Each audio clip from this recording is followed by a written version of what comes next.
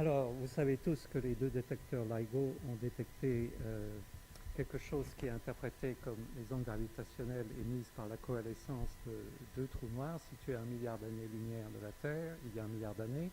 Et une analyse des données que je discuterai en détail a permis de mesurer les masses de ces trous noirs qui sont de l'ordre d'une trentaine de fois la masse du Soleil.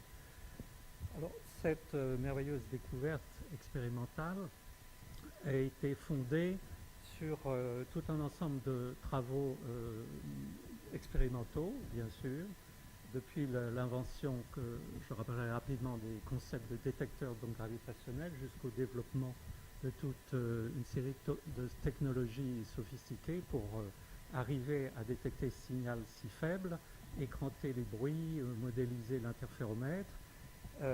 À côté de ça, tous les développements importants en analyse des données ont été nécessaires, une connaissance pendant de longues années de discussion des sources d'ondes gravitationnelles, et aussi, et c'est là-dessus que je vais surtout parler, tous les aspects théoriques, depuis le début de la relativité générale jusqu'au développement de tous les calculs analytiques qui sous-tendent l'interprétation de cette découverte. Alors d'abord, avant d'arriver à la version moderne des ondes gravitationnelles, avec ça je peux bien, préhistoire des ondes gravitationnelles, en fait la première personne qui a eu l'idée que peut-être ce que disait Newton, c'est-à-dire que la gravitation était une force instantanée à distance, comme l'inverse du carré de la distance, peut-être ça devait être corrigé par l'idée qu'il y ait une vitesse de propagation finie de la gravitation. Et il a eu aussi l'idée qui est symbolisée. Ah, tout marche alors. Et ça, pour ça, parfait. Merci beaucoup.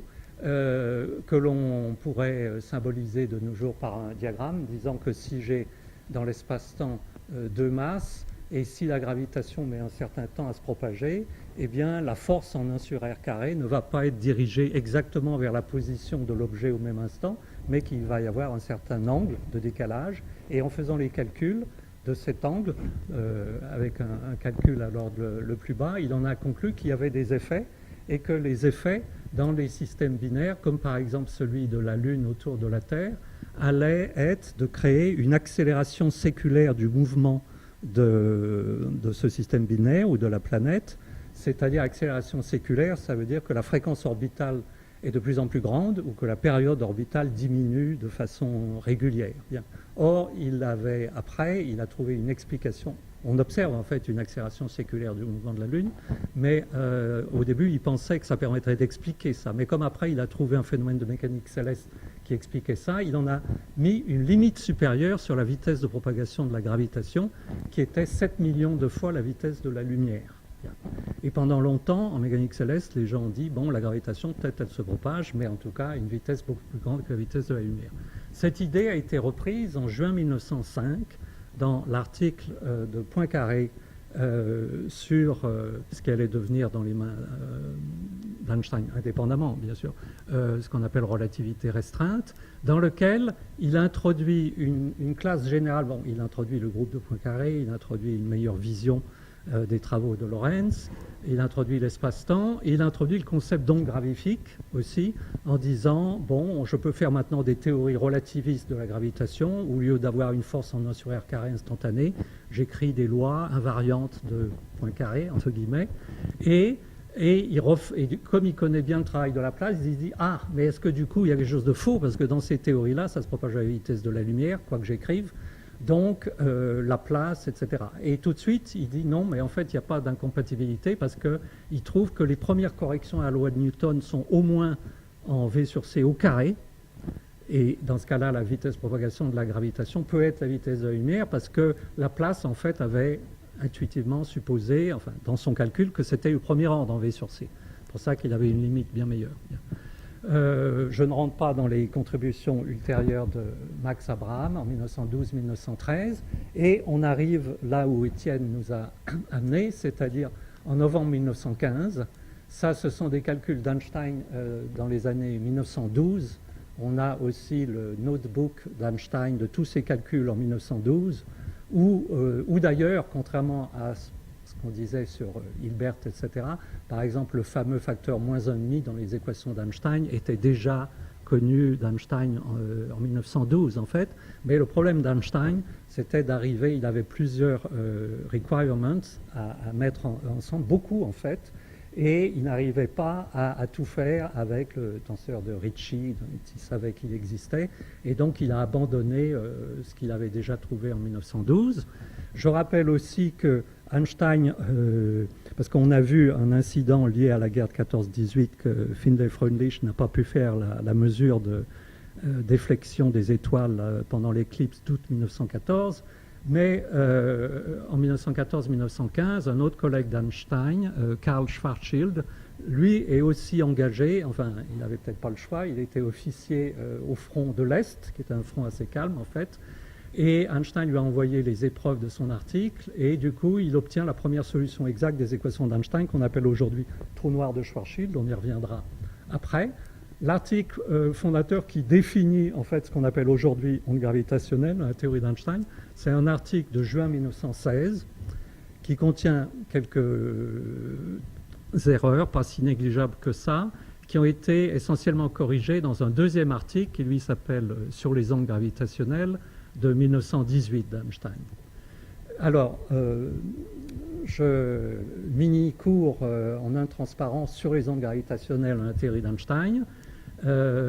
Einstein, en 1916-1918, prend ces équations et cherche les solutions à l'approximation la plus basse, linéarisée, c'est-à-dire en supposant que l'espace-temps est l'espace-temps de Minkowski, qui pourrait exister comme solution aux équations d'Einstein en absence de matière, plus une petite perturbation, h mu, et il trouve qu'en linéarisant ces équations, cette perturbation h mu à la métrique d'espace-temps satisfait ces équations-là. Il comprend, et en fait il sait depuis 1912 et les travaux des mathématiciens qu'il peut imposer 4 conditions dites de jauge, 4 conditions pour fixer le système de coordonnées, qu'on appelle harmonique, qui s'appelait isotherme à l'époque. Il les utilise pour, vous voyez, quand vous mettez ça égal à 0, en fait, les équations d'Einstein se simplifient et elles ressemblent, elles deviennent, l'opérateur des ondes agissant sur la perturbation métrique est égal à moins la matière, en fait, T mu nu avec ce facteur -1 sur dimension espace-temps. Il les résout, il trouve que à l'approximation la plus basse, en dehors d'une source, je peux mettre la perturbation uniquement dans les perturbations de la métrique spatiale et qu'elles vont, c'est des perturbations qui partent de la source à la vitesse de la lumière, qui décroissent comme 1 sur R et qui sont proportionnelles à la dérivée seconde du moment quadrupolaire du système avec une certaine projection, et que l'onde elle-même, si je regarde ses degrés de liberté intrinsèques, contient en fait 2 degrés de polarisation. Bien. Donc tout ça a été compris à un certain niveau dès 1918, et il en conclut aussi qu'un système de masse qui bouge doit émettre une certaine quantité d'énergie par seconde. Le flux d'ondes gravitationnelles par seconde est mis à l'infini, étant donné par cette formule 1/5 de la dérivée 3e du moment quadrupolaire du système au carré. Mais Eddington, alors pendant longtemps, il y a eu des discussions autour, en fait, de beaucoup d'aspects des ondes gravitationnelles. Est-ce qu'elles existent vraiment au niveau non linéaire? Parce que là, on a parlé d'une approximation linéaire. La première question est posée par Eddington. Eddington connaît bien le travail d'Einstein, mais il se rend compte, en fait, ce qui est symbolisé par ces diagrammes-là, c'est-à-dire qu'il avait compris les choses très profondément, que si on traite maintenant du mouvement des ondes gravitationnelles émises non pas par des masses qui bougent sous des forces élastiques non gravitationnelles, mais par un système binaire de 2 étoiles dont la force qui les maintient et les fait bouger est la gravitation, ça veut dire que la gravitation joue un effet non linéaire parce que l'énergie qui crée le mouvement, elle est gravitationnelle aussi. Donc en termes de représentation graphique, ça veut dire que la dynamique du système contient des effets non linéaires avec on pourrait appeler le vertex cubique de la gravitation, et du coup l'émission d'ondes gravitationnelles par ça devient quelque chose de non linéaire, et Eddington comprend tout à fait que du coup ce résultat d'Einstein n'est pas a priori applicable à un système binaire, et que peut-être même le signe de ça est faux et non seulement le coefficient. Et il avait raison, en l'absence d'un calcul complet, il y avait le doute. Il y a aussi un autre article dont parfois les gens se moquent en disant « Ah, le pauvre Einstein, dès 1936, il posait la question « Pourquoi est-ce que les ondes gravitationnelles existent ?» Ça montre qu'il manquait de cohérence, je ne sais pas quoi. En fait, Einstein avait compris quelque chose de très profond, que les mathématiciens ont compris après, c'est que quand vous avez un système d'équations non linéaires, si vous le linéarisez et que vous trouvez une solution des équations linéarisées, eh bien, ça ne prouve absolument pas que cette solution est l'approximation linéarisée d'une solution non linéaire. Vous pouvez assez facilement trouver des systèmes d'équations aux dérivées partielles dont la linéarisation admet des solutions qui ne sont pas solutions, d'ailleurs où l'équation n'admet aucune solution, par exemple, ou des choses comme ça. Donc Einstein, qui pensait toujours en 1936 que peut-être les effets non linéaires de la gravitation jouaient un rôle profond et qu'elles allaient sélectionner, avec à l'idée la mécanique quantique, qui allait avoir moins de solutions au niveau non linéaire qu'au niveau linéaire, avait posé la question, est-ce que les ondes gravitationnelles existent? Mais en fait, il avait raison et il n'y avait pas de preuve mathématique à l'époque qu'au niveau non linéaire, il y avait des ondes qui avaient toutes les bonnes propriétés des ondes gravitationnelles.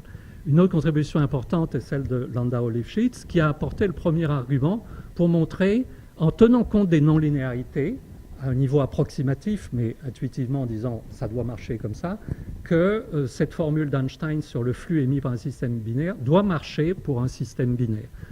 Un travail aussi très important est le travail de Yvonne, qui s'appelle maintenant Yvonne Choquet-Bruat, qui était à l'époque Madame Fourès-Bruat, en 1952, où elle a apporté la première preuve mathématique de l'existence de solutions d'Einstein, des équations d'Einstein, qui montrent des phénomènes de domaine d'influence et donc de domaine de causalité et de propagation. Donc en fait, dans ce résultat mathématique de 1952, on peut dire, on voit bien qu'il y a des phénomènes de propagation par onde dans les équations d'Einstein et qu'elles se propagent à la même vitesse que la lumière. Malgré ce travail qui restait un peu ignoré de certains autres physiciens, dans les années 1957, des physiciens, dont certains vont devenir après des spécialistes des ondes gravitationnelles, comme Hermann Bondi, en fait, doutent, enfin arguent en tout cas, est-ce que les ondes gravitationnelles existent vraiment? Est-ce qu'un système binaire, d'après le principe d'équivalence, on pourrait croire qu'un système binaire, chaque corps tombe comme ça librement, qu'il n'y a plus de gravitation, et donc si j'ai deux objets qui chacun tombent librement, il n'y a plus de gravitation, pourquoi est-ce qu'ils émettent aussi des ondes gravitationnelles? C'était leur argument. Cependant, à la fin des années 50, les gens commencent à étudier la structure asymptotique des solutions des équations d'Einstein et arguent pour l'existence des ondes gravitationnelles. Mais, indépendamment de cette histoire-là, en fait, Joe Weber, à qui je veux rendre hommage, dès 1955, semble-t-il, après des discussions d'ailleurs avec un mathématicien, Marcel Riesz, le frère de l'autre Riesz, des espaces fonctionnels, avait compris qu'en fait, les ondes gravitationnelles avaient des effets observables. Et donc, au-delà de toutes les discussions, s'il existait des solutions d'Einstein qui se propageaient, ça allait être quelque chose d'observable. Et il a compris que l'effet physique sur des objets matériels dans un laboratoire, même s'ils sont une force élastique comme un cylindre métallique qui au repos ne vibre pas spontanément, quand une onde gravitationnelle passe, ça va exciter des modes qui vont changer la longueur du cylindre, et il a écrit et il a compris aussi que les aspects mathématiques d'Einstein, qui avait trouvé qu'il y avait deux polarisations, correspondaient au fait que quand une onde gravitationnelle passe, en fait, ça change les distances de façon transverse au plan de propagation, à la direction de propagation des ondes, et pendant une demi-période, ça étire des longueurs dans l'axe, un axe, et ça rétrécit dans l'autre, et dans l'autre demi-période, ça fait l'inverse. Bien. Tout ça a conclu, d'abord, c'est Joe Weber le premier qui a pensé que les interféromètres, un interféromètre allait être une bonne façon de mesurer les ondes gravitationnelles. L'idée a été après proposée par deux Russes, puis étudiée en Amérique, par Forward, par Ray Weiss, et beaucoup de contributions des Français, le groupe d'Alain Briet, des Italiens, etc. Tout ça ayant conclu à l'existence de LIGO et de Virgo. J'aimerais aussi rendre hommage à un autre pionnier important de la vision des sources qui sont parmi les sources les plus importantes des ondes gravitationnelles et de leur effet, c'est Freeman Dyson.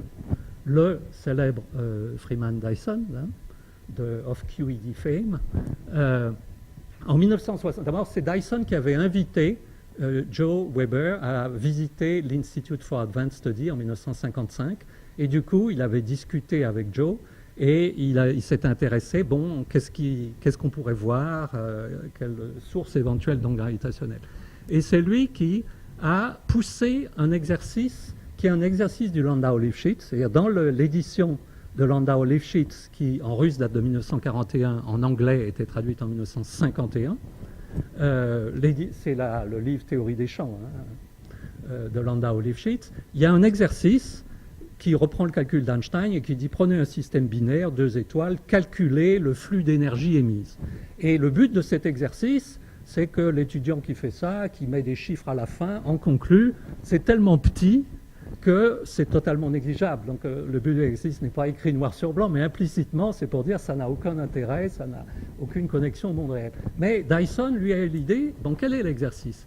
Vous prenez un système binaire, l'énergie newtonienne totale cinétique plus potentiel d'interaction du système est donnée par cette formule, moins 1 sur la distance entre les deux, je le prends ici circulaire. On s'attend au fait que cette énergie du système va être perdue par émission d'ondes gravitationnelles à l'infini.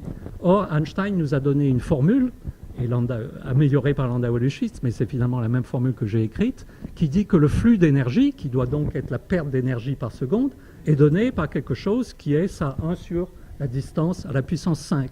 Et donc, vous avez une équation différentielle ordinaire qui vous dit que la dérivée première de moins 1 sur R est égale à 1 sur R5, module et facteur.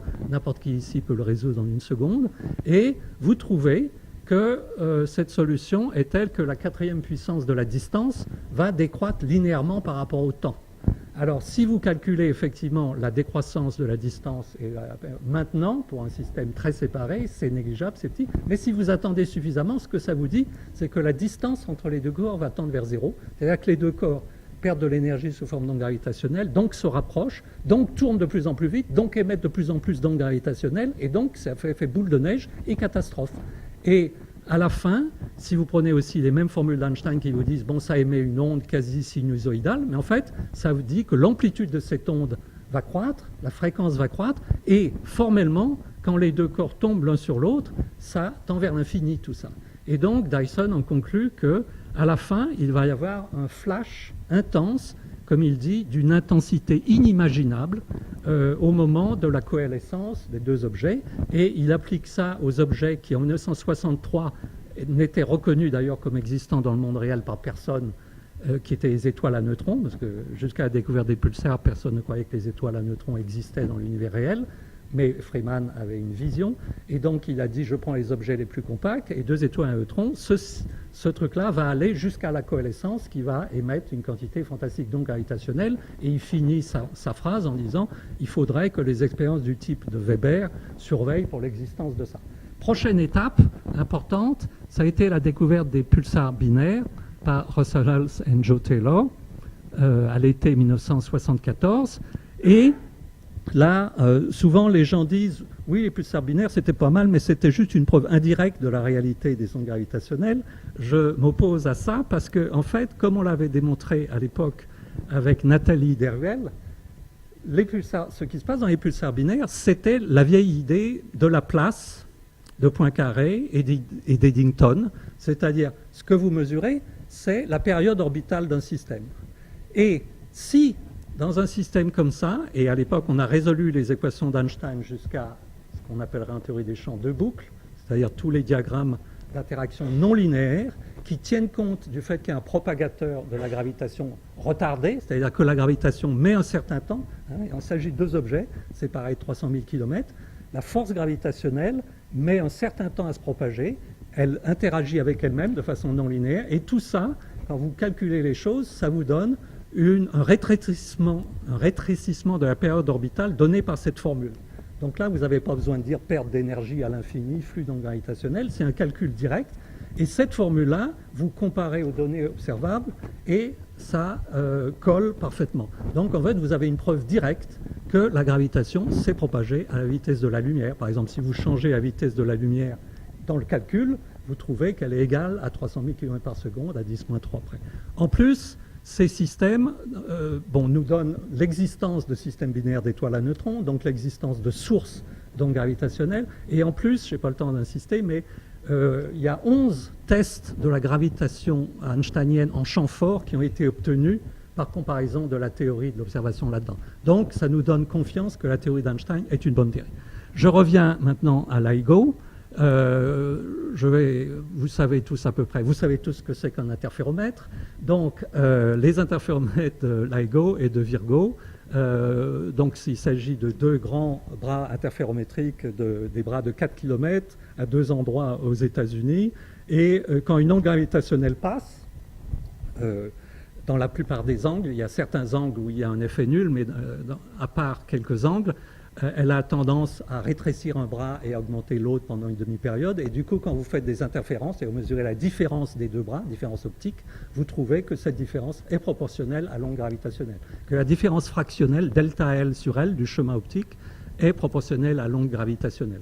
Bien. Et le détecteur Virgo est là. Le prochain point que je veux faire, c'est quelque chose qui n'a pas été beaucoup montré lors des articles de découverte, c'est les données brutes. Voilà les données brutes, les jours des deux événements sûrs que LIGO, qui sont interprétés en disant LIGO a détecté des ondes gravitationnelles émises par la coalescence de trous noirs. Voilà au détecteur de Hanford et au détecteur de Livingston. Donc vous pourriez dire, ah ben oui, là je vois, ça oscille, c'est une sinusoïde. Non, mais regardez maintenant l'amplitude. Ici, cette amplitude est l'ordre de 10-18. Ça veut dire que la longueur fractionnelle des bras, tout se passe comme si une onde gravitationnelle d'amplitude 10-18 passait. Sauf que les ondes gravitationnelles dont on parle, elles ont une amplitude de 10-21. C'est-à-dire qu'elles sont 1000 fois plus petites que ce que vous voyez là. Autrement dit, il y a des ondes gravitationnelles là, mais elles sont totalement perdues dans le bruit à large bande, qui est un bruit coloré. Ce n'est pas un bruit blanc, c'est pour ça qu'il y a des corrélations et que ça oscille. Et même chose pour la deuxième détection, voilà les données, là on voit encore mieux, et là encore, ces fluctuations sont de l'ordre de 10-18, et le signal est plus petit que 10-21, donc là aussi, le signal d'onde gravitationnelle est totalement perdu dans le bruit. Donc, il faut des techniques pour arriver à sortir le signal du bruit, et je vais pas rentrer dans les détails, plusieurs techniques ont été utilisées. D'abord, ces techniques doivent aussi permettre d'avoir des triggers, c'est-à-dire de dire pratiquement en temps réel, même si vous êtes loin d'être sûr que c'est une vraie onde gravitationnelle, de pouvoir dire, ah oui, peut-être il y a une onde gravitationnelle qui est arrivée, pour dire immédiatement aux observateurs de rayons gamma et d'autres, regardez dans le ciel, peut-être qu'il y a un événement qui est arrivé, pour faire des annonces comme ça rapides, et après vous prenez des semaines ou des mois pour analyser en détail les données, pour voir si vraiment il y avait un signal ou pas à ce moment-là. Il y a plusieurs techniques. Une technique que je ne discuterai pas en détail de Time Frequency Transform, qui en fait n'est pas une analyse en wavelet, ce n'est pas une analyse en ondelet, mais ça utilise tout de même l'ondelet d'Yves Meyer et des travaux de Dobuchy, Jaffar, Journet, et ça a été mis en forme par Klimenko et compagnie. Mais je vais parler de la technique qui est celle qui a permis, en fait, de donner le plus haut niveau de confiance à ce qui a été observé et surtout de mesurer les paramètres. C'est-à-dire la technique qui a permis de dire les masses valent 36 fois la masse du Soleil, 29 fois la masse du Soleil, le spin vaut tant ou tant, c'est la technique que je vais décrire maintenant, qui est une technique de filtre adapté. La technique de filtre adapté, ça consiste à dire la chose suivante. Si je regarde le signal brut, vous voyez, eh bien, là, caché là-dedans, il y a le signal du type dont parlait Dyson, sauf que, j'ai oublié de le dire, mais je vais le faire maintenant, Dyson disait, il doit y avoir un signal comme ça. Mais le calcul de Dyson était fait pour dire, ça devrait exister, mais le calcul de Dyson, évidemment, se casse la gueule, comme il est fait à l'ordre d'approximation le plus bas. Il décrit bien ce qui se passe là, mais il est incapable de dire quelle est la forme du signal au moment le plus important, c'est-à-dire la coalescence, comment la fréquence varie, etc. Donc il faut calculer des formes de signaux possibles. Je vais décrire comment ça a été fait. Et la méthode de filtre adapté consiste à dire ça qui est un signal calculé, et je dirais comment il est calculé, de coalescence. Ça, c'est l'onde gravitationnelle émise par deux trous noirs de masse M1, M2, inconnus a priori, de spin S1, S2, qui tournent l'un autour de l'autre de plus en plus vite et qui, ici, vont coalescer, vont entrer en fusion. Et vous ne connaissez ni la masse M1, ni la masse M2, ni le spin S1, ni le spin S2. Donc, ce que vous faites, c'est que vous dites, eh bien, je vais calculer tous les cas possibles. Et évidemment, vous n'allez pas varier la masse M1 et la masse M2 de 1 milliardième de milligramme pour couvrir les masses d'une masse solaire à 100 masses solaires. Vous allez varier vous calculez en fait les variations, quelles sont les formes d'ondes assez proches pour qu'elles soient effectivement indistinguables pour la détection. Et vous en calculez, ici dans ce diagramme est représentée toute la banque de filtres adaptés qui a été calculée. Et il y en a 250 000 en tout. Ici en bas, ce sont des filtres calculés par la méthode post-newtonienne, dont je parlerai au passage. Mais tous les autres, c'est-à-dire les 200 000 qui sont là, ont été calculés par la méthode Effective One Body, inventée en France, dont maintenant je vais décrire l'idée essentielle. Et cette méthode, c'est elle, donc chacun de ces points ici représente en fait dans une mémoire d'ordinateur, un calcul comme ça dont on prend un transfert de Fourier et qu'après on applique. Bien. Alors, revenons, quel est le problème? Le problème, c'est qu'on a les équations d'Einstein et on veut résoudre les équations d'Einstein pour le mouvement de deux trous noirs. Alors, en fait, les équations d'Einstein, elles se simplifient pour deux trous noirs parce qu'il n'y a pas de matière. Donc, on est revenu, en fait, à l'équation qu'effectivement Marcel Grossmann avait proposée à Einstein dès 1912, c'est-à-dire le tenseur de Ricci égale à 0. C'est ça, les équations d'Einstein pour deux trous noirs, il n'y a pas de matière. Et voilà la forme explicite des équations d'Einstein, en coordonnées harmoniques. Donc vous voyez, elle est à la fois pas très compliquée, parce que vous pouvez l'écrire en deux lignes, mais avec des non-linéarités qui sont tout de même légèrement vaches. Et il faut résoudre ça en trouvant un espace-temps qui contient deux trous noirs et qui vont fusionner. Comment vous faites ça? Eh bien, ça a été fait par toute une série de développements théoriques. Les premiers développements concernent la théorie générale du mouvement. Alors pendant longtemps, quand vous regardez les premiers papiers par Einstein, Drost, etc., sur le mouvement, on disait le problème c'est de trouver le mouvement des planètes, par exemple. Donc les planètes, c'est un certain fluide avec une pression ou pas de pression, et donc on partait d'équations comme ça. Mais après, comment vous décrivez le mouvement de deux trous noirs? Il n'y a pas de matière. Et comment même vous définissez le centre de masse d'un trou noir? Il n'y a rien au centre, où il y a une singularité d'espace-temps. Donc là, il faut d'autres techniques. Et ces techniques, d'abord, je vous rappelle que la personne qui a inventé les trous noirs, Schwarzschild, en décembre 1915, son nom voulait dire bouclier noir, ce qui est tout de même un truc absolument incroyable de penser que celui qui a trouvé les trous noirs s'appelait bouclier noir. Évidemment, il n'a pas compris que ce qu'il trouvait, c'est ce qu'on appelle aujourd'hui les trous noirs. Il a fallu 50 ans pour comprendre ce que c'est vraiment qu'un trou noir. Il a fallu les travaux d'Oppenheimer et Snyder en 1939, mais qui après n'a jamais compris non plus vraiment ce qu'il avait trouvé. Il y a aussi en 1900, les gens ont tendance à donner une histoire simplifiée des trous noirs. Bon, ça c'est Reuter qui a trouvé l'autre trou noir qui tourne.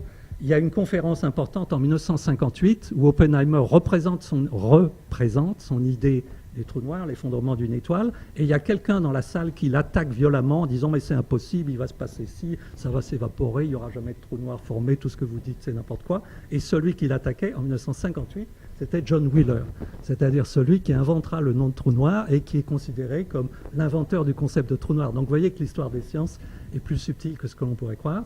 Alors, un trou noir, c'est la structure d'espace-temps qui est créée lors de l'effondrement d'une étoile, et essentiellement, ça veut dire qu'il se crée un tube d'espace-temps, qui est à la surface du trou noir ou l'horizon, qui est une bulle de lumière. Cette bulle de lumière qui essaye de partir de l'endroit où s'est effondrée l'étoile vers l'extérieur, mais comme en un certain sens, l'espace s'écroule, comme un fluide tombe vers l'intérieur, en fait, cette bulle de lumière fait du surplace. Moralité, il faut trouver une solution des équations d'Einstein où il y a deux de ces bulles de lumière qui tournent autour de l'autre et calculer tout ça. Une technique a été inventée pour ça qui s'appelle Match Asymptotic Expansion, c'est-à-dire raccordement asymptotique de développement limité. Vous ne pouvez pas résoudre le problème mathématiquement exactement, mais vous pouvez en résoudre plusieurs morceaux par des approximations, et après vous avez une technique, donc vous résolvez le problème proche du trou noir, quand son compagnon est loin, et puis entre les deux trous noirs, et après vous raccordez ces développements, et à la fin ça vous permet de décrire tout, l'espace-temps des deux trous noirs. Mais cette méthode, elle est en fait très inefficace parce qu'elle conduit à faire les calculs 2 fois, parce que vous les résolvez près des trous noirs et loin des 2 trous noirs. Et en fait, une meilleure méthode, mais que vous justifiez par la première, consiste à dire, eh bien, vu de loin, un trou noir, ça va être une masse ponctuelle, parce que vu de loin, c'est bon, c'est vrai que c'est un tube, c'est une surface, mais n'importe quelle surface d'air limité, si je la regarde de loin, ça va être un point. Et donc, je vais représenter les 2 trous noirs comme 2 masses ponctuelles. Et donc, vous résolvez les équations d'Einstein avec des masses ponctuelles, et du coup, vous pouvez résoudre par itération l'interaction gravitationnelle en 2 trous noirs par développement comme ça. Mais quand vous faites ça, vous avez en fait le problème que vous avez des infinis à tous les coins parce que toutes ces boucles contiennent des auto-interactions d'une masse ponctuelle sur elle-même et ces auto-interactions donnent lieu à des infinis. Hein. C'est ce qui était bien connu pour la théorie de l'électron. Un électron ponctuel a une énergie infinie, etc. Et donc, pour résoudre tout ça, en fait, pas de problème, vous utilisez la méthode de dimensional continuation, inventée par Giambaggi, Bollini, 't Hooft et Feldman. C'est-à-dire que vous travaillez dans un espace-temps de dimension 4 plus epsilon, et à la fin, vous faites epsilon complexe non nul pendant le calcul, et à la fin du calcul, vous faites tendre epsilon vers 0. Et j'ai démontré en 1982 que la réponse était la bonne et qu'elle allait être finie jusqu'à 5 boucles. Et ce qui a été vérifié depuis, les calculs ont été faits, donc comme j'ai dit en 82 à 2 boucles, 3 boucles. L'année dernière, on a réussi à pousser le calcul jusqu'à 4 boucles. Voilà les résultats. Ça c'était 2 boucles, ça c'est 3 boucles, et ça c'est le résultat à 4 boucles. Alors ces résultats dits post-newtoniens, là vous calculez, vous voyez, l'hamiltonien d'interaction de trous noirs comme un développement en puissance de V2 sur C2. Le premier terme, c'est Newton. Après, vous avez des corrections V2 sur C2. Cette information est nécessaire pour décrire de mieux en mieux ce qui se passe quand les 2 trous noirs deviennent proches l'un de l'autre, mais elle est insuffisante parce que justement, quand les 2 trous noirs vont merge, vont coalescer, la vitesse de la lumière, la vitesse des corps est de l'ordre de la vitesse de la lumière. C'est-à-dire que votre petit paramètre d'expansion, de développement, il devient de l'ordre de 1. Donc, votre développement, il était bon jusque-là, mais il devient mauvais précisément quand vous en avez besoin. Donc, il faut trouver autre chose. Mais avant de parler de ça, ça, c'était le côté mouvement des 2 trous noirs. Il faut aussi discuter l'émission donc gravitationnelle. Là, on repart des travaux d'Einstein, Landau, Lifshitz, mais il faut les pousser, eux aussi, par un développement en puissance de V sur C carré, ce qui a été fait par cette méthode qu'on a inventée dans les années 80, où là, vous résolvez les équations d'Einstein, et ça vous permet de calculer, et les calculs ont été faits à des ordres successifs, dans les années 80, 90 et 2000, ça vous donne, par exemple, le flux d'énergie émis par 2 trous noirs qui tournent sur une trajectoire circulaire. Le premier terme dans cette formule, vous voyez 32 sur 5, x puissance 5, c'est la formule du quadrupôle d'Einstein. Et donc, ce 1 ici représente le résultat d'Einstein, et tous les autres termes ici sont des corrections, celle-là en V2 sur C2, en V3 sur C3, V4, V5 sur C5, V6 sur C6, V7 sur C7. Mais de nouveau, cette formule est nécessaire pour pouvoir décrire avec précision ce qui se passe quand les 2 corps se rapprochent, et insuffisante, puisque au moment où ils vont coalescer, vous trouvez vraiment numériquement que ce dernier terme est aussi important que le premier. Donc vous avez une série qui devient 1 plus 1 plus 1 moins 1 plus 1 moins 1 moins 1. Qu'est-ce qu'elle veut dire cette série au moment où vous en avez le plus besoin? C'est pour ça que les gens avaient compris ça à la fin des années 90, que ce développement, tous les développements perturbatifs se cassent la gueule au moment où on a le plus besoin. Et il y a eu 2 philosophies qui ont dialogué, disons. C'est-à-dire qu'aux États-Unis, Kip Thorne et son groupe disaient aucune méthode analytique, d'ailleurs ils n'avaient pas contribué vraiment à ces méthodes analytiques, ne marchera, et il va falloir attendre, en 1998, attendre que la relativité numérique permette de calculer ce qui se passe quand les 2 trous noirs sont proches l'un de l'autre, et là, comme les équations sont très non linéaires, il se passera des choses très compliquées qu'on ne peut pas prédire à l'avance. Nous, en France avec des collaborateurs à la fois indiens et italiens, donc avec Alessandra Buonanno, on a dit non, nous allons inventer une méthode qui est une méthode de ressommation. Et je me rappelle qu'à l'époque, d'ailleurs, j'avais discuté avec Jean Zin-Justin pour dire, bon, est-ce que tu as meilleur comme méthode de ressommation que ça, on utilise ça, etc. enfin, on a inventé une méthode sui generis qui a permis de faire la première prédiction et le premier calcul de quel est le signal d'onde gravitationnelle émis jusqu'à la coalescence d'abord, c'est-à-dire d'aller à travers la période où les développements deviennent mauvais, à la coalescence et après la coalescence. J'explique très rapidement cette méthode. Cette méthode qui a été développée dans les années 99-2000. Elle utilisait des résultats antérieurs, mais elle a fait des prédictions. Ces prédictions, ça a été d'abord quelle est la première forme d'onde complète, y compris la coalescence des deux trous noirs et le signal à la fin de la coalescence. Elle a prédit aussi quelle était la masse finale, quelle était l'énergie totale et le moment cinétique émis lors de la coalescence, et quel était le spin final du trou noir. Je ne vais pas rentrer dans les détails, mais l'idée essentielle, c'est que j'ai dit avant que quand vous faites une théorie perturbative du mouvement de deux corps, vous avez des diagrammes d'espace-temps. Donc chaque ligne représente dans l'espace-temps un corps. Donc là, vous avez deux corps qui interagissent ici à l'ordre linéarisé dans la constante de gravitation. Donc ce diagramme-là représente essentiellement le potentiel gravitationnel en G, M1, M2 sur R, sauf que c'est la version relativiste, donc retardée et relativiste. Ici, vous avez une première correction qui est en G carré, qui s'appellerait en théorie des champs one loop. Ici, 2 loops, 3 loops, et on est allé jusqu'à 4. Donc vous avez un certain développement perturbatif, et je vous ai montré les résultats explicites. Ces résultats, comme je vous ai dit, ils deviennent useless au moment où on en a besoin. Donc l'idée, c'est de les transformer dans autre chose qui va complètement ressommer, qui va massage, et qui va changer complètement la forme mathématique de ça pour pouvoir être utilisable jusqu'au merger. Et l'idée d'ailleurs, je dois dire, comme je suis ici, que j'avais eu en lisant un week-end le livre d'Itzigson-Zuber, dans lequel il parlait d'un travail de Brézin, Itzigson et Zinn-Justin, dans lequel il parlait de ressommation pour l'interaction coulombienne, l'interaction électron-positron, pour arriver à ressommer un nombre infini de diagrammes, etc.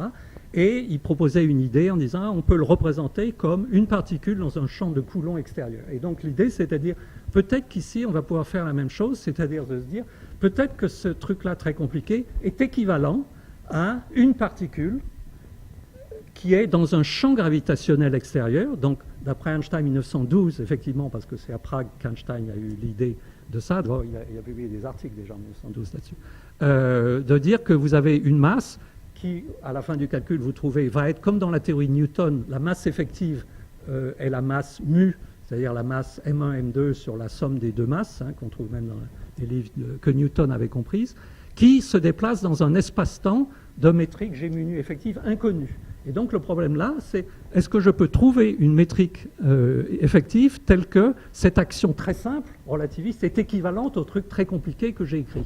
Eh bien la réponse est oui. Et vous pouvez, par exemple, quand les corps n'ont pas de spin, trouver que cette métrique, elle est à symétrie sphérique, et donc elle est décrite comme une espèce de déformation de la solution de Schwarzschild, très simple. La solution de Schwarzschild, elle a cette forme-là, et le potentiel A, qui mesure le potentiel gravitationnel d'interaction, vaut simplement 1 moins 2 Gm sur RC2. Donc vous reconnaissez le potentiel newtonien dans la solution de Schwarzschild. Donc l'idée était de partir de ça, de se dire on va avoir quelque chose d'autre que Schwarzschild, mais qui va contenir toute l'information.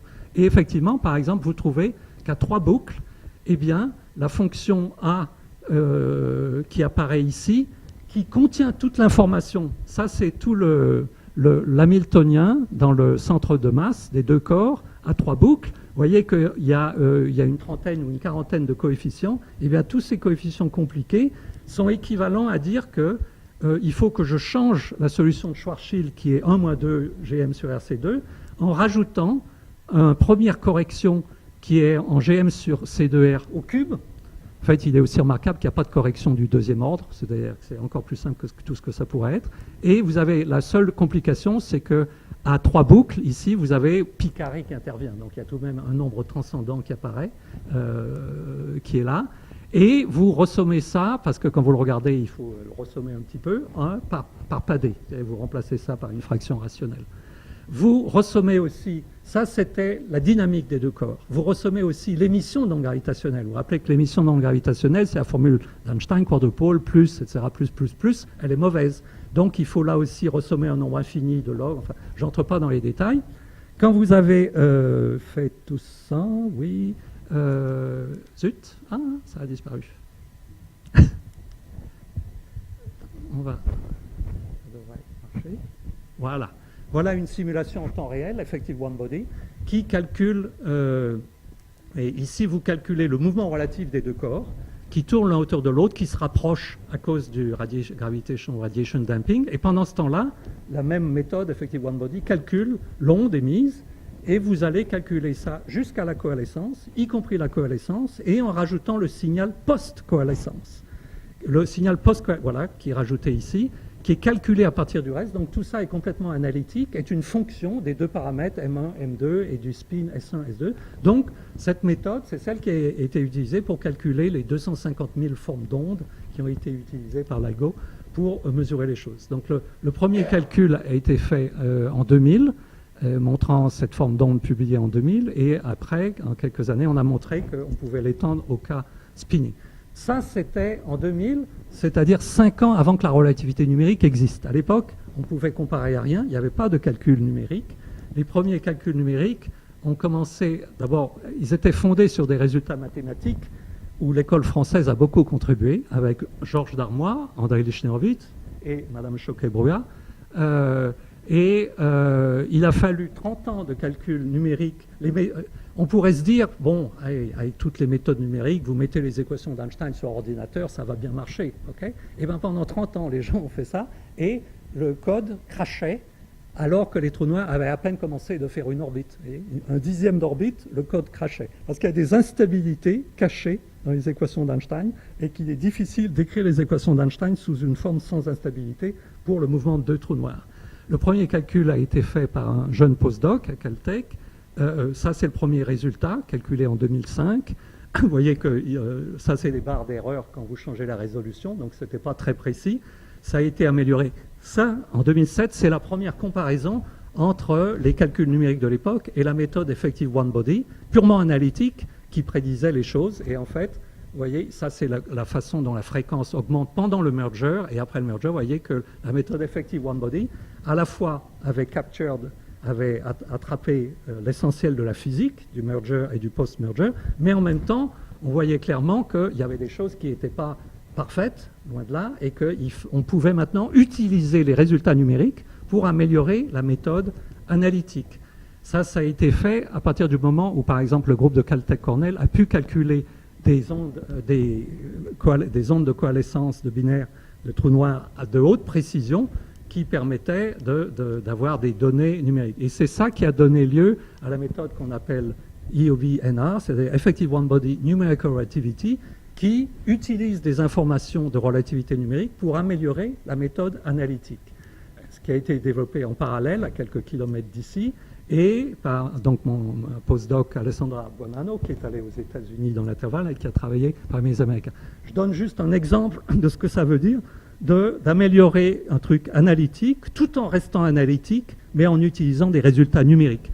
J'ai dit tout à l'heure que l'essentiel de la méthode Effective One Body, un des éléments essentiels, est de dire que la force d'interaction entre deux trous noirs est décrite par un potentiel d'interaction, qui est cette fonction A, qui représente le coefficient G00 de la métrique effective.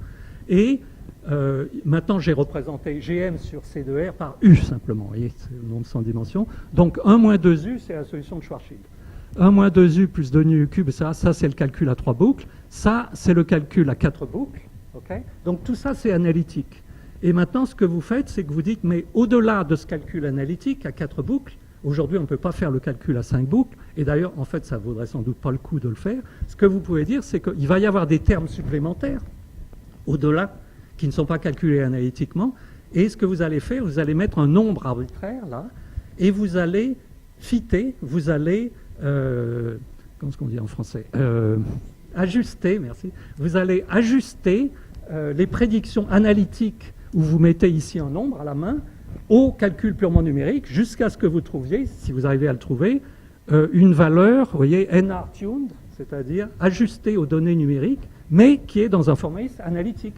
Parce qu'une fois que maintenant vous avez calculé ces nombres, nu, au fait, c'est le symmetric mass ratio, c'est-à-dire c'est le produit des masses divisé par le carré de la somme des masses. C'est un paramètre qui est nul quand j'ai une masse très petite par rapport à une grosse masse, et qui vaut un quart quand j'ai deux masses comparables. Et c'est un paramètre de déformation, parce qu'on connaît, on peut résoudre une particule test dans une grosse masse, c'est la solution de Schwarzschild, alors que quand j'ai deux trous noirs comparables, personne ne connaît la solution exacte, mais là, vous avez cette déformation. Donc là, vous voyez, vous prenez des résultats qui viennent du numérique, mais vous les injectez dans quelque chose d'analytique.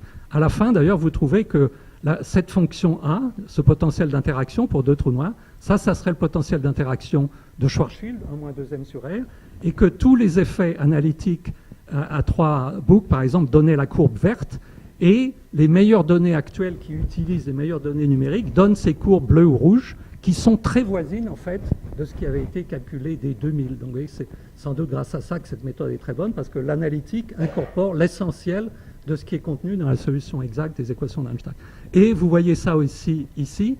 Ici est représentée en gros plan la forme d'onde gravitationnelle émise lors des dernières orbites des deux trous noirs qui tournent. Et là, c'est la coalescence des deux trous noirs, et ça, c'est la post-coalescence. Eh bien, en fait, donc ici, quand vous êtes dans cette région-là, vous décrivez la dynamique comme deux masses ponctuelles qui tournent, et puis, quand ils coalescent, en fait, vous remplacez les deux trous noirs par un seul trou noir qui vibre. Et ça a l'air d'être une méthode grossière, vous voyez, vous passez de deux masses ponctuelles à un seul trou noir déformé, mais en fait, c'est ça qui prédit tout ça, et qui marche très bien. Surtout qu'ici, vous avez deux courbes, en fait. Il y a une courbe rouge et une courbe noire. La courbe noire est la courbe numérique, et le seul endroit où vous voyez une différence, vous voyez, c'est ici. Ces courbes coïncident tellement. La courbe rouge, c'est la courbe analytique, calculée par la méthode Effective One Body, avec NR tuned. Okay. Mais vous voyez que cette méthode permet de calculer analytiquement avec autant de précision, enfin, en ayant utilisé des données numériques, que le calcul numérique. Et ça met quelques secondes pour être calculé, alors que les calculs numériques, en fait, prennent toujours plusieurs mois. Comme je dirai plus tard, un des sources qui a été observé, qui en temps réel dure une seconde de coalescence, le calcul numérique qui a été fait a pris 3 mois et 70 000 CPU hours. Donc pour calculer 200 000 waveforms, il n'est pas question d'utiliser les calculs numériques. En fait. Donc je reviens à ces formes d'ondes, à la banque de 250 000 templates, Spinning EOB NR templates, qui ont été récemment améliorés par Alessandra Bonanno et en groupe, en utilisant d'ailleurs les derniers résultats à 4 boucles qu'on avait calculés ces années-ci. Et je reviens à mon point. Donc ça, c'était les données brutes de LIGO lors du premier événement. Donc ce que vous faites, c'est que vous calculez des corrélations inversement pondérées par le bruit, vous savez, par la méthode Wiener, pour savoir si caché dans ce signal-là, il y avait un de ces signaux-là. Vous faites des corrélations jusqu'à ce que pour une certaine valeur des masses et des spins, la corrélation soit plus grande, et ça vous dit, ah, c'est qu'il y a un signal ici caché, 1000 fois plus petit que ce que l'on voit, qui est celui-là. Et c'est comme ça que vous mesurez les masses, 36 masses solaires, 29 masses solaires, et le spin effectif dans ce cas-là. Et ce qui est aussi intéressant, c'est que ça, c'est le rapport signal sur bruit décomposé par octave de fréquence. Parce que ce signal-là, donc c'est un signal, d'abord, qui a duré pendant des centaines de millions d'années. Hein. On a attrapé la coalescence des trous noirs à la fin, mais il faut penser que pendant des centaines de millions d'années, les deux trous noirs se sont rapprochés avec une fréquence très basse, donc ils émettaient au millionième de Hertz, puis au millième de Hertz, puis au centième de Hertz, puis à 1 Hertz, puis à 10 Hertz, et à la fin, ça va de plus en plus vite. C'est là où ça fait boule de neige, ça émet assez rapidement, 10 Hertz, 30 Hertz, enfin ça met toujours plusieurs minutes, et quand vous êtes à 50 Hertz, là vous allez assez vite, 50, 100 Hertz, 150 Hertz, ça dure juste une fraction de seconde à la fin, et donc vous pouvez décomposer quelle est la fraction du rapport signal sur bruit qui vient d'une bande de fréquence autour de 1 Hz, autour de 10 Hz, autour de 50 Hz, autour d'une octave de fréquence, logarithmique, et c'est ce qui est représenté dans cette courbe. Eh bien, vous voyez que le merger est ici, en fait. Donc, vous voyez que le merger, qui a été beaucoup publicisé, parce que, vous voyez, on dit, on voit bien que c'est émis par le merger, mais en fait, l'essentiel du rapport signal sur bruit est émis avant. Il vient de cette partie-là. comme on le voit ici. Mais, en revanche, c'est vrai que, comme le merger est ici, le signal, il n'est pas nul du tout. Il reste important. Il y a une fraction non négligeable du signal qui vient du merger, mais ce n'est pas la plus importante, en fait. Pour la deuxième source qui a été détectée, celle qui a été détectée le lendemain de Noël 2015, ici, vous avez beau faire toutes les représentations graphiques que vous voulez, il est impossible de voir que dans le signal, il y a le signal gravitationnel, il est perdu dans le bruit. Et vous voyez ça aussi sur le... Ici, les masses sont plus faibles, 14 fois la masse du Soleil, 7 fois la masse du Soleil. En revanche, le spin, la somme des spins est non nulle, ce qui veut dire vraiment avant merger, les deux trous noirs, un des deux trous noirs tournait. Et là, vous avez la même représentation du rapport signal sur bruit décomposé par octave de fréquence. Et là, vous voyez que le merger est là. Et là, il n'y a pas de bruit au merger, il n'y a pas de signal au merger. Là, vraiment, ça renforce l'idée d'avant qu'il fallait absolument avoir ces templates qui peuvent reconnaître l'existence. Et là, je disais que par exemple, la simulation qui a été faite et qui a été beaucoup publicisée par les Américains comme si c'est ça qui avait permis de tout détecter, en fait, a été faite a posteriori, c'est-à-dire après avoir mesuré les masses par la méthode Effective One Body. Ils ont dit, bon, maintenant, on va faire une simulation. Et c'est celle qui a pris effectivement 70 000 CPU hours et 3 mois de calcul pour arriver à faire ça. Enfin, pour le deuxième, pardon. Pour celui-là.